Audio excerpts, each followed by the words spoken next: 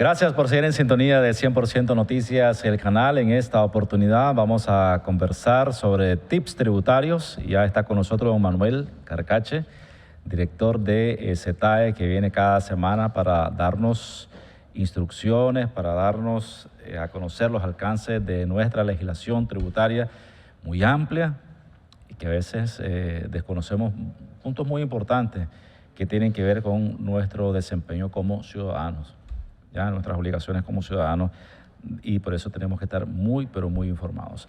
En esta oportunidad, don Manuel nos va a explicar algo que tiene que ver con las rentas y ganancias de capital. Como saben ustedes, el impuesto sobre la renta se clasifica en varias categorías. Estamos hablando de las rentas del trabajo, las rentas de actividades económicas y las rentas y ganancias de capital. Hoy nos vamos a enfocar en la última y para ello don Manuel nos va a dar a conocer qué cosa es una renta de capital.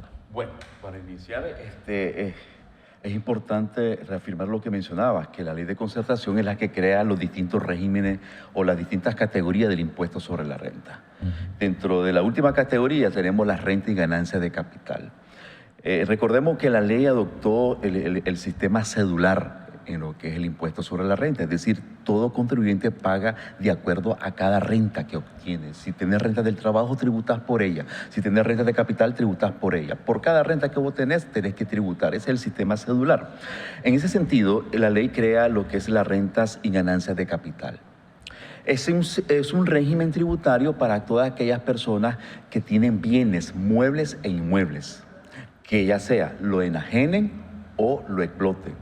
Renta de capital se considera, de acuerdo al artículo 15 de la ley, que son todos aquellos que provienen de la explotación de bienes. Por ejemplo, las empresas que se dedican inmobiliarias a alquilar módulos, casa, todo lo que es propiedad, bienes inmuebles, eso se considera una renta de capital. Ganancias de capital son todas aquellas que provienen de la variación de los elementos del patrimonio del sujeto pasivo, en todo caso el contribuyente. Es decir, cuando tú tienes un carro y lo vas a vender y ese carro te vale mercado, digamos, $10,000 y tú lo vendes en $13,000, esa diferencia de $3,000 se considera una ganancia de capital.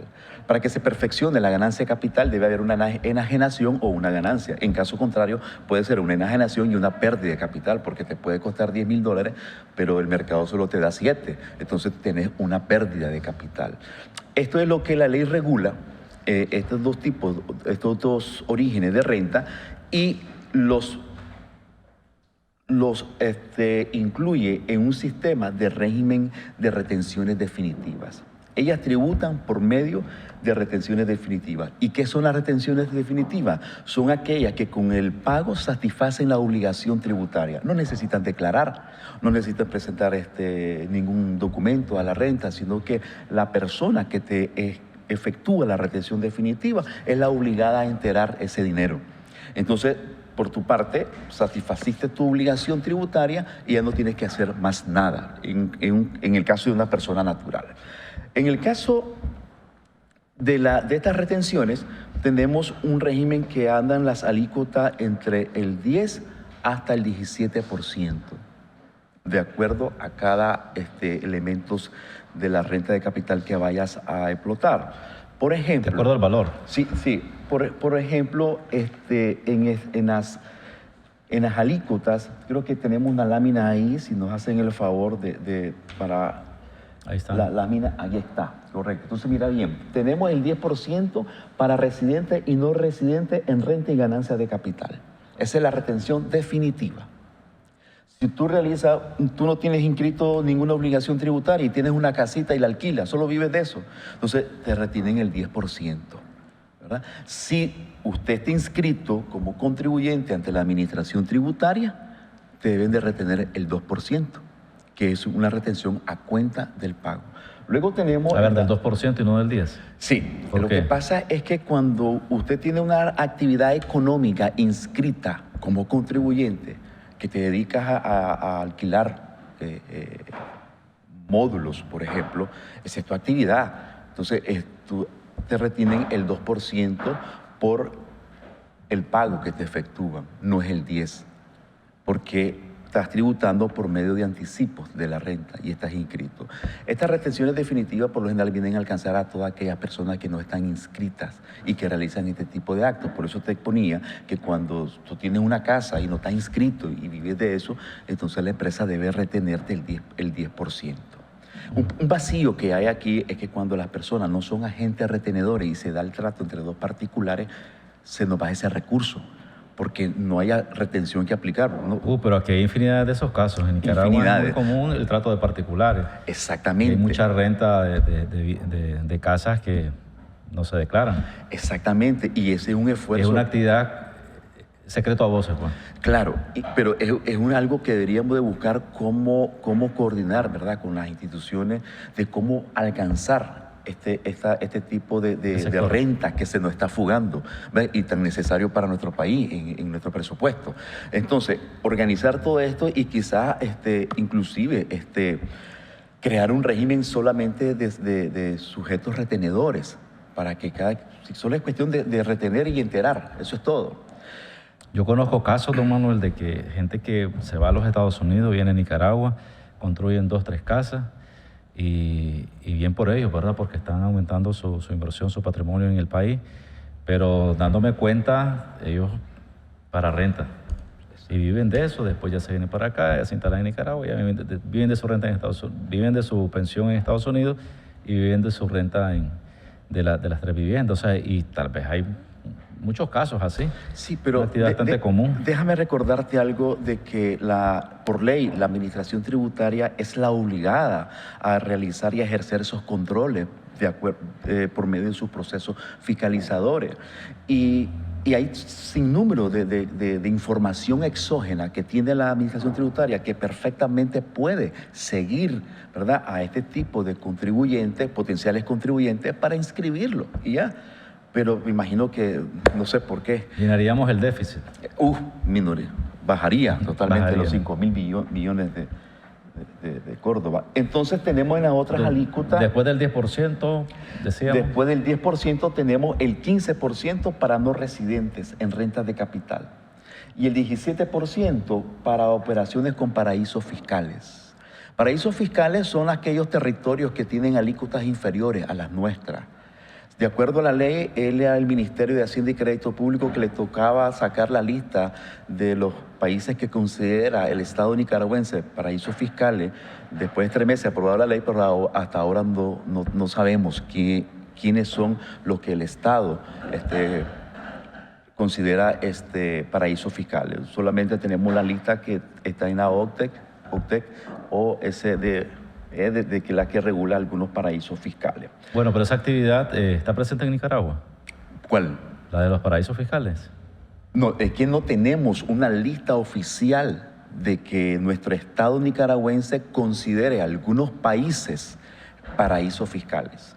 No sabes, entonces no sabes a quién vas a aplicarle una retención cuando no te ha dicho por medio de ley, un acuerdo, un decreto administrativo que le corresponde al Ministerio de Hacienda y Crédito Público publicarlo, que te diga estos países yo considero paraísos fiscales y me le vas a retener el 15%. Entonces esa 17, información, ¿no? El 17%, esa información no la tenemos hasta ahora, ¿verdad?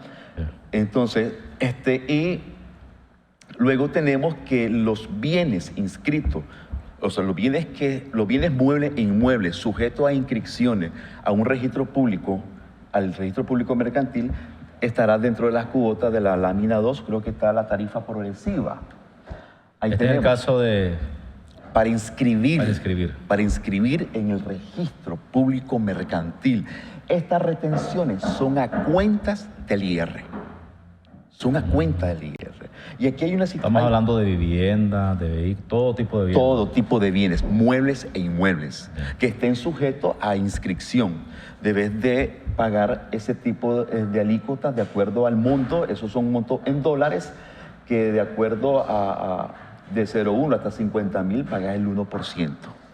No te escapas porque si tu carro te costó $10,000 pagas el 1%. Pues sí.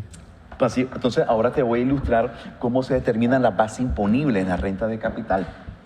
En la siguiente lámina tenemos...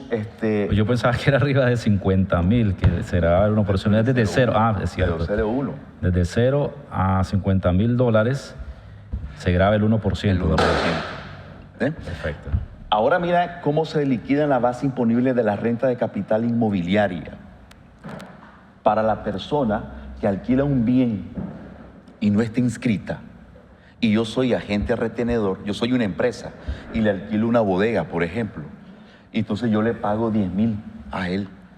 Esta persona tiene derecho a una deducción del 30%. Entonces nosotros le deducimos, ahí son 3.000 Córdoba de deducción, y la base imponible de aplicar es de 7. Sobre esos 7.000 le vamos a aplicar los 700. El 10%, que son equivalentes a los 700 Córdoba. Esa es la retención que yo debo hacerle como empresa a una persona no inscrita. Si la persona estuviese inscrita, yo le voy a retener el 2%. Ya.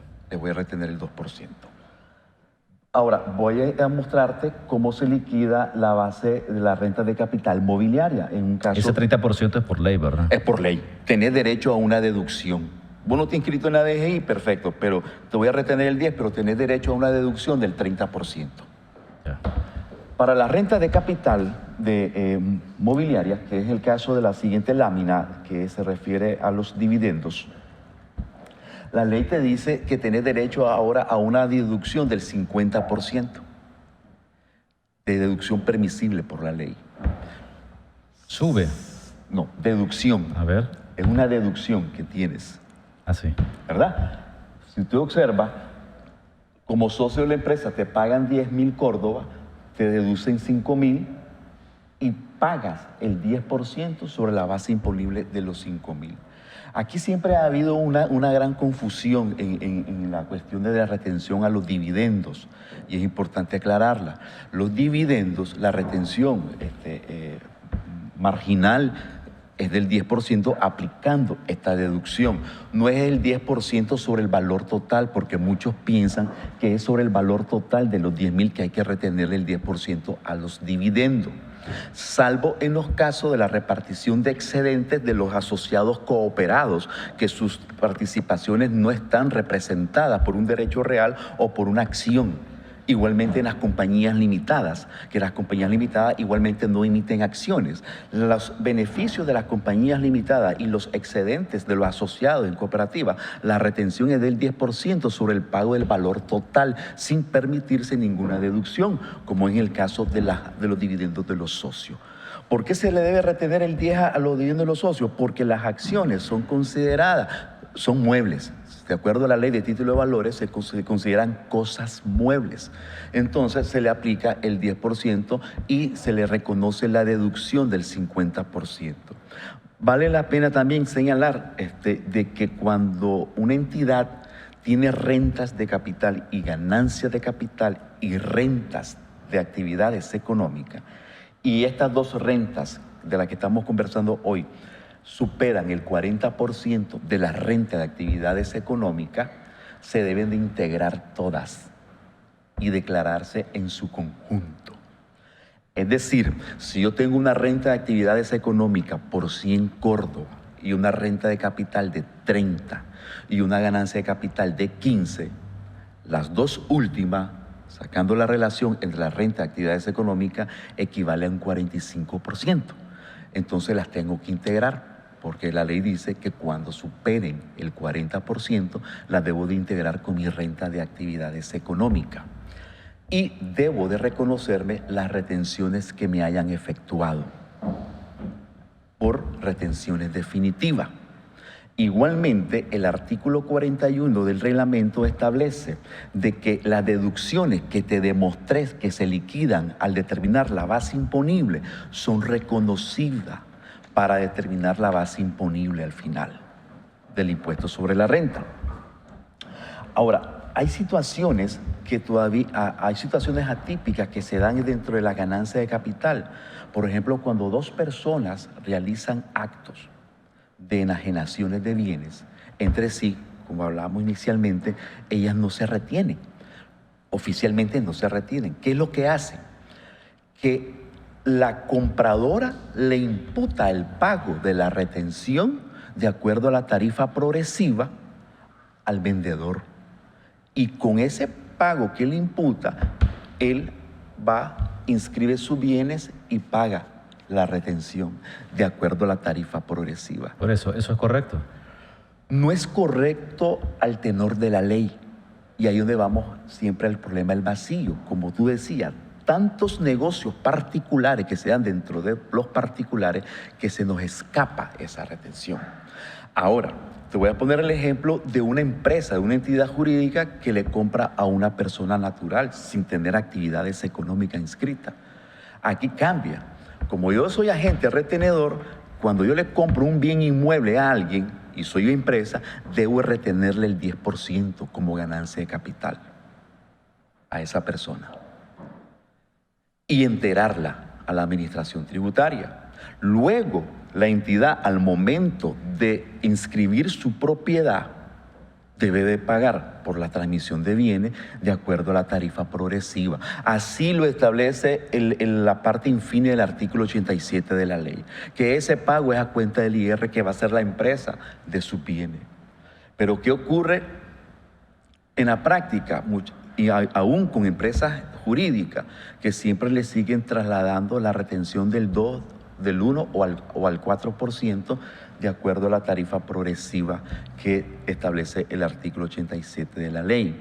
Y en este sentido, la administración tributaria es urgente que regule, ¿verdad?, por acuerdos administrativos, los procedimientos de este tipo de retenciones, sobre todo en las ganancias de capital, que no está todavía bien regulado. Y hay bastante vacíos, y sobre todo en los agentes económicos que desconocen los tipos de retenciones. Ahora, cuando las personas naturales realizan negocios y tu alícuota, si te ubicas ahí en tu material de las alícuotas progresivas de acuerdo a la tarifa, aquí, ¿verdad?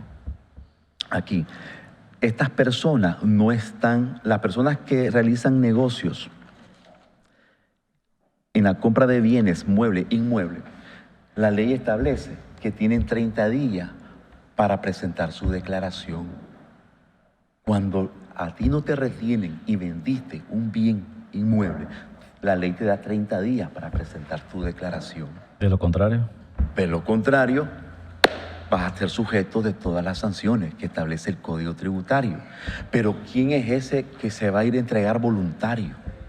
Me pregunto yo, ¿verdad? Si no creas mecanismos, ¿verdad?, claros en la ley y en los reglamentos de establecer cuál va a ser ese procedimiento, no se va a resolver ese problema. Ahora, las personas que realizan actos económicos de bienes muebles o inmuebles que estén dentro de la categoría del 1 al 2%, esas no están obligadas a presentar declaración. Pero si ya supera el 3 al 4, están obligadas a presentar su declaración de las retenciones definitivas. Ahora, otro aspecto importante... Dice que no alcanza a todo el valor, entonces, no todos los valores. No, la obligación a declarar. Allá. La obligación a declarar, sí. Los que están comprendidos en la retención desde el 1 al 2% no están obligados a presentar su declaración. Eso no. Ahora, ¿quiénes están obligados a presentar su declaración? Si no te efectuaron ninguna retención, tenés la obligación de presentar tu declaración. Si hiciste negocio con un agente económico, esa persona te va a retener el 10% por la ganancia de capital. Él es el obligado a enterar ese 10% de la retención que te efectuó. Bueno, tenemos un minuto, don Manuel, para concluir. Bueno, lo último que te puedo decir es que también es importante revisar el artículo 67 de la ley que establece de que las personas que no efectúen las retenciones estarán sujetas a sanciones y no a responsabilidad solidaria, porque muchas veces se cree de que la persona en las retenciones en la fuente que no efectúan las retenciones como que son solidariamente sujetos pasivos, por eso que no hicieron. Y el artículo 67 establece que los que estarán sujetos son a sanciones establecidas en el Código Tributario. Y eso está regulado en el Código Tributario por el artículo 116, el artículo 134 y el 137 del mismo.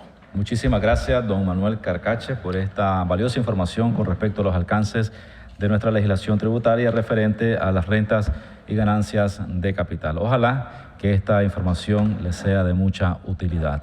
Vamos a una pausa comercial. Regresamos con más información aquí en 100% Noticias.